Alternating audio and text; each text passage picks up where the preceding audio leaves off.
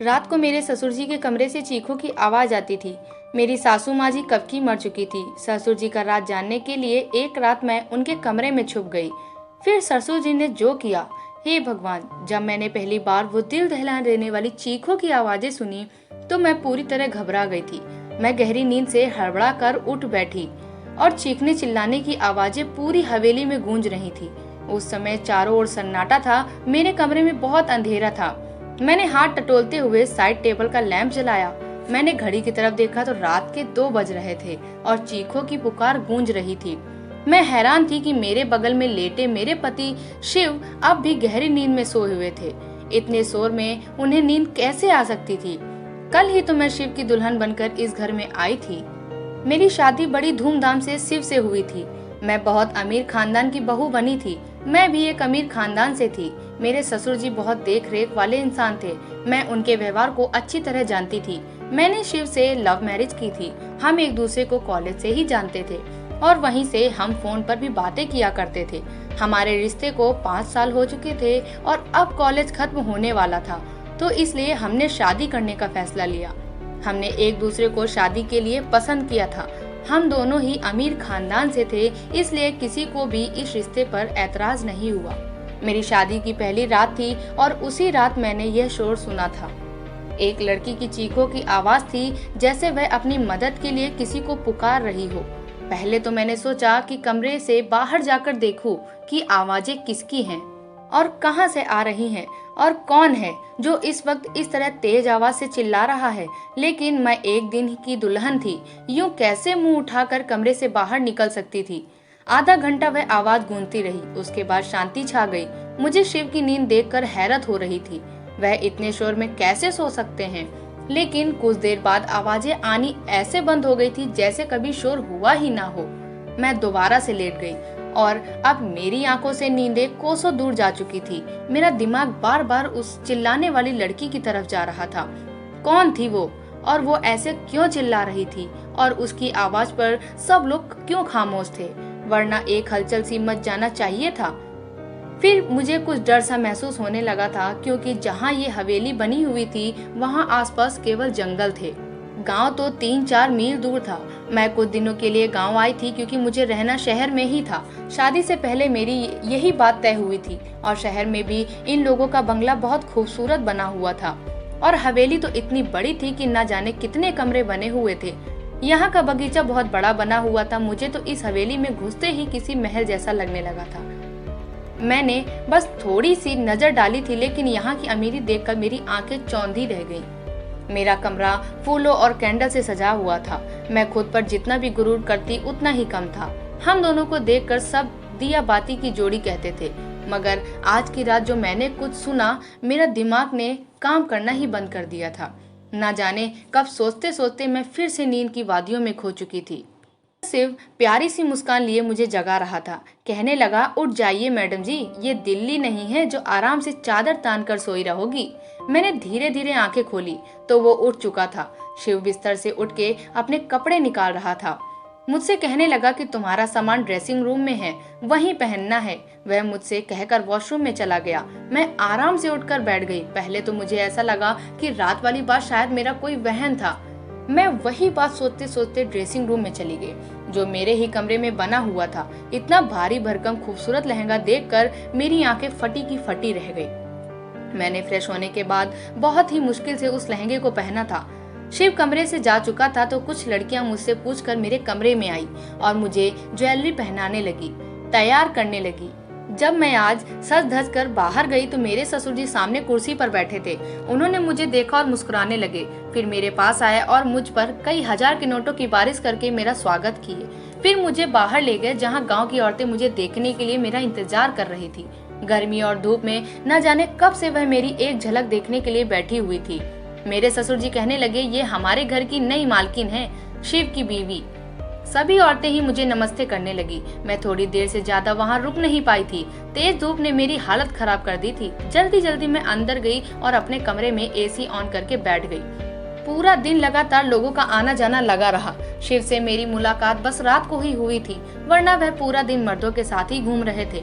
गाँव की कुछ और ही रस्म में रिवाज रह गए थे। पति पत्नी आपस में कम वक्त और दूसरों के साथ ज्यादा वक्त गुजारते हैं।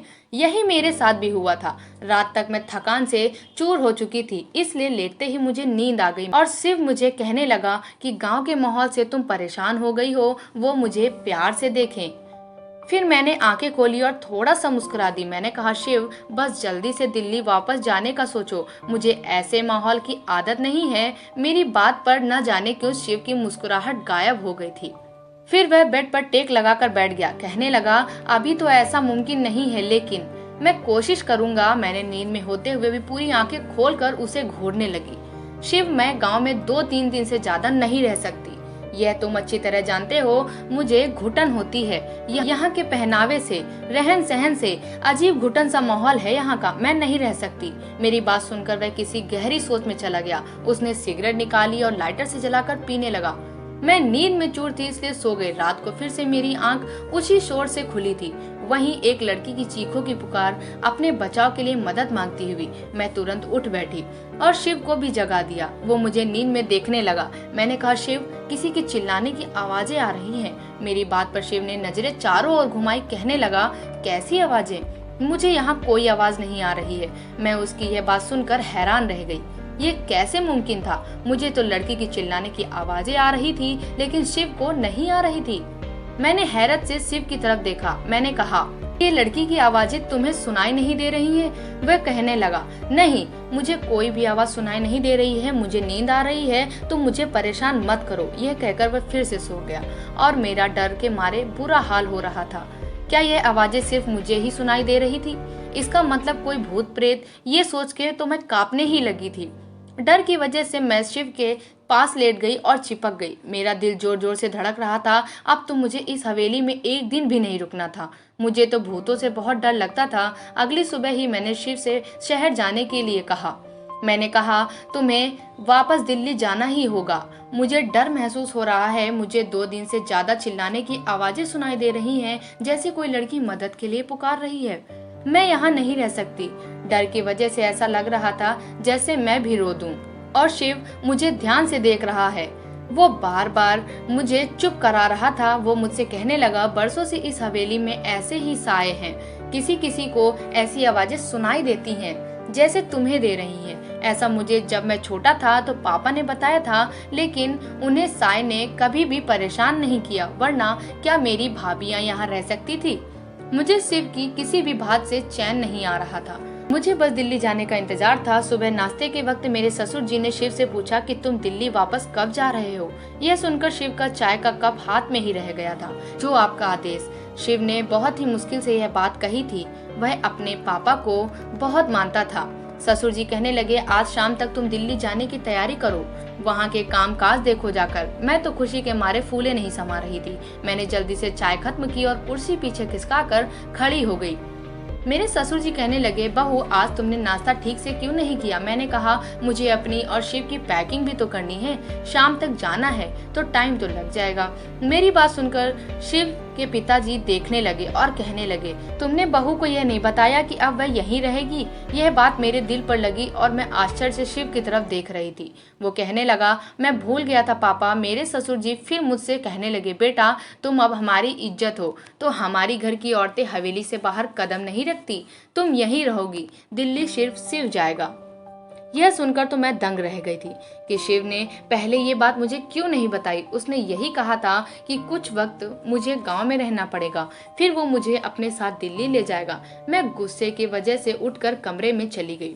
मुझे झूठ बोला गया था। कुछ देर बाद ही शिव कमरे में आया। मैं रोने लगी। मैंने कहा, मुझे इस भूत बंगला में नहीं रहना। तुमने मुझसे कहा था हम दिल्ली में रहेंगे। तुम अपने पापा से जाकर कह दो। मेरी बात सुनकर वो मेरे पास आकर बैठकर बहुत ही प्यार से बोला, मैं तुम्हें अभी दिल्ली नहीं ले जा सकता। बस तुम कुछ महीने यहाँ रह लो, वैसे ही रहो जैसे यहाँ की औरतें रहती हैं। फिर मैं तुम्हें दिल्ली ले जाऊंगा। वैसे भी मैं तुम्हारे बिना नहीं रह सकता। मेरे लिए भी उतना ही मुश्किल है जितना कि तुम्हारे लिए। रात के वक्त वो चीखों की आवाज मेरी जान निकाल देंगी। मुझसे कहने लगा, तुम उन चीखों पे ध्यान मत दो। वो जो भी है तुम्हें कुछ नहीं करेगी। ये तो मैं तुमसे वादा करके जा रहा हूँ। तुम बस कमरा अपना लॉक रखना और रात को बिल्कुल भी बाहर मत जाना। शिव की बातों ने तो मुझे बहुत ज्यादा डरा दिया था। मैंने कहा, मैं अकेली रात को इस कमरे में नहीं सो सकती शिव।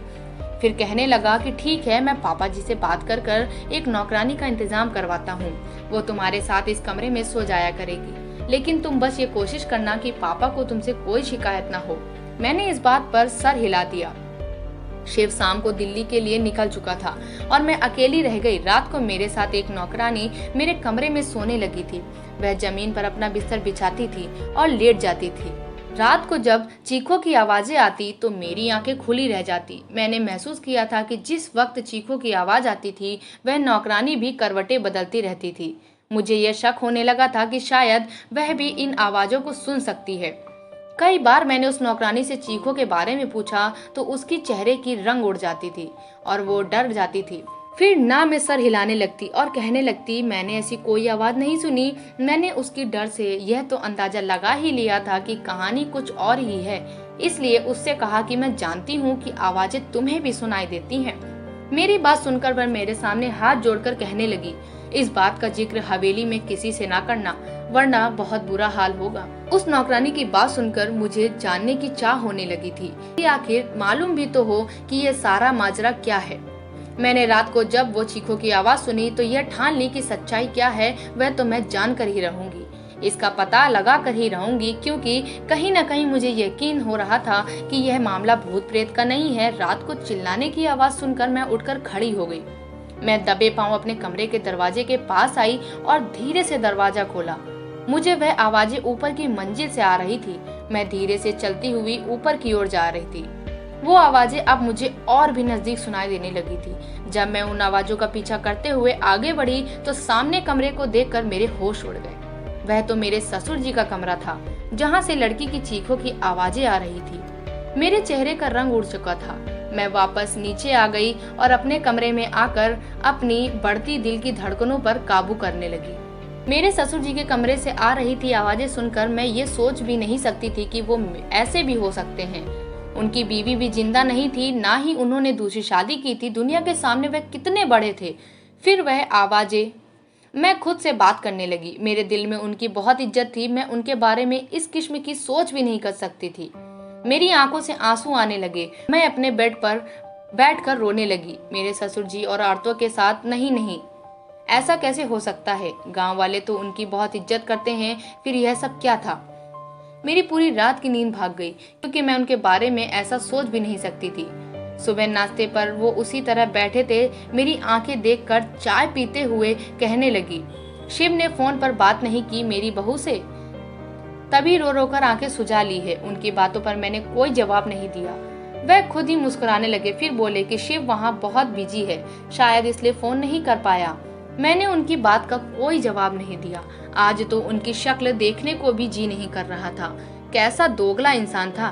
दिन में नेक रहम दिल बना रहा था और रात को यह सोचकर ही मेरा शरीर कांप रहा था। मैं सोच चुकी थी कि अब उनका पर्दाफाश करके ही रहूंगी, लेकिन मैं नहीं जानती थी कि मैं अपने लिए कितनी बड़ी मुसीबत खड़ी करने जा रही हूँ। रात को जब दोबारा वही आवाजें सुनी तो मैं फिर से उसी कमरे के बाहर चली गई। कमरे के होल से देखने लगी। वो एक 12 साल की लड़की थी। गांव की लग रही थी। उसके चेहरे से उसका दर्द साफ पता चल रहा था। वह हाथ जोड़े अपनी इज्जत की भीख मांग रही थी, चीख रही थी, चिल्ला रही थी, लेकिन मेरे ससुर जी ने बड़ी बेदर्दी से उसका दुपट्टा उतार कर फेंक दिया। मैं उससे ज्यादा नहीं देख सकती थी। मैं वापस पलट गई।